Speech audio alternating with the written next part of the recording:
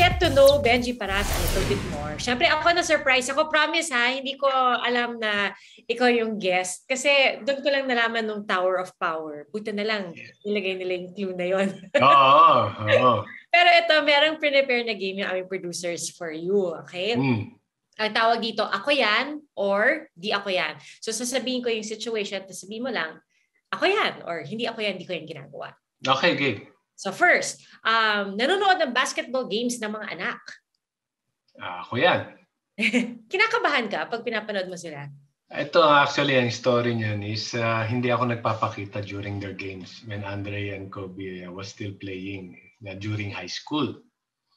Kasi ayoko nung pag dumating ka ron is people will compare them to you. And secondly is ayoko nung pagtingin ng mga bata nagkamali, alam mo yung mape-pressure. So, hindi ako nagpapakita and they will tell me na, Dad, we have a game. Are you going to watch? I have work. Pero I'll try, ha? I'll try.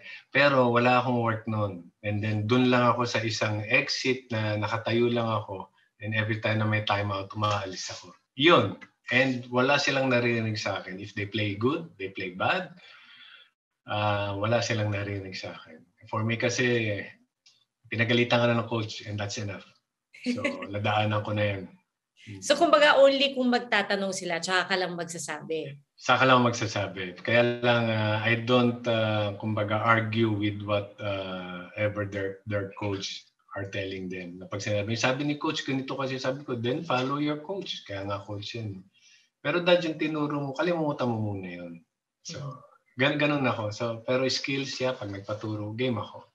Nice. At a second, oh wow, magbibigay ng bulaklak sa asawa kahit hindi special day. Well, it's... Yung totoo. Yeah. Pag special lang talaga. Sorry. Special. Okay lang. Walang judgment. Birthday. Wala. Birthday, anniversary, ganyan. Okay na yun. May mga kilala nga ako kahit special day, hindi pa nagbibigay. No, kasi kami ng wife ko, very, kami, kumbaga parang, tawag dito, mature na kami na kung ano yung kailangan. Na, minsan kasi magbibigay ka ng surprise na alam mo, uy, okay to, magandang surprise to, pero at the back of your mind na, hindi naman niya magagamit to, maso-surprise lang siya. So ngayon nag-uusap kami, sabi ko sa wife ko, bigyan na lang kita ng regalo for 1 year. Ando na yung Christmas, ando na yung birthday, ando na yung Valentine's Day, Mother's Day. Kumbaga, ipunin ko na lang kung ano yung kailangan mo. Sabi niya, mas okay ako ron. And then yung, every occasion naman, so nagbibigay lang ako ng flowers, chocolates, that's it. Pero yung isang buo, doon ko na lang binibigay. One time, big time? So ibig sabihin, one time, big time. Pag hindi pa naman niya kailangan, let's say 1 year na, anong gusto mo? 1 year na. Wala pa akong pakialam, sige, punin na lang ulit. Ganon siya, naintindihan niya. And then, bigla niya sasabihin, kailangan ko na. Sige, ano kailangan mo? Ayun na, nagkakaintindihan kami. Pero siya, kabaliktaran, alam niya kung ano yung kailangan ko. Maliliit. Every time, let's say, katulad na nag-uusap tayo, na nabanggit ko, kumbaga mabilis niyang ma-memorize na, kailangan niya to. Ginagamit niya lagi ito. Ito yung sinabi niya sa akin. So bigla lang, kailangan ko nito. Ito yung pantalon na gusto ko. Ito yung shirt. Ayun, yun ang maganda naman sa kanya. Babae lang yata nakakagawa nun. Yung lalaki. Part na ng pagiging babae. Oo, na alam kagad kung anong gusto ng lalaki. So, hindi pa sinasabi. Kasi babae naman sasabihin nila, minsan sinasabi mo na doon sa asawa mo. Hindi pa rin niya magets. Actually, totoo yan. Maling kulay, maling size. Ayan, oo, totoo yun. Hindi naman ito yung bulaklak na gusto ko.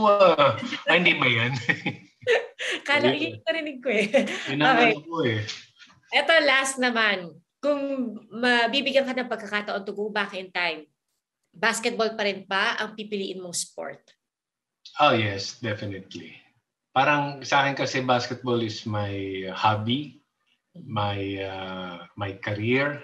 Kumbaga, I'm happy doing it. Andun na lahat eh. Yun na yung andun pag especially nung nagsimula ako, natuto ko. Parang even at home, lalabas ako, makikipaglaro pa rin ako. And I'm enjoying the game. And after that, I will watch TV still. Alam mo yung puro basketball. Pati yung conversation is about basketball. I'm in. Pero meron ka bang recreational sports aside from basketball? Yes, nag-golf ako, nag-badminton ako. Yes. Wow. Pero basketball pa rin ang number one love. Number one love, pero sa ngayon wala na. Hindi ko na magawa. Oo, so sila na lang pinapanood ko. At least may involvement ka pa rin kasi nandun ka pa rin sa venue, di ba?